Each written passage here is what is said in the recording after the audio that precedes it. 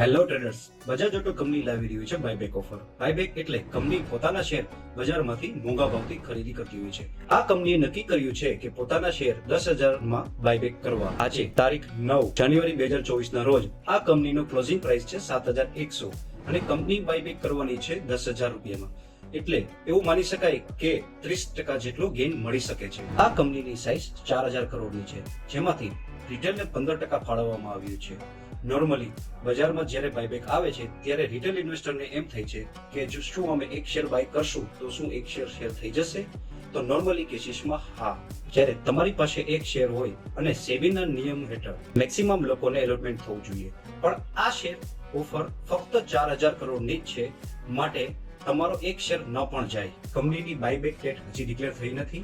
By ક્યાં સુધી કરાશે તે પણ ડિક્લેર થયું નથી. માટે તમે અમારી ચેનલને ફોલો અને સબસ્ક્રાઇબ કરો, જેથી તમને આવી માહિતી મળતી રહે.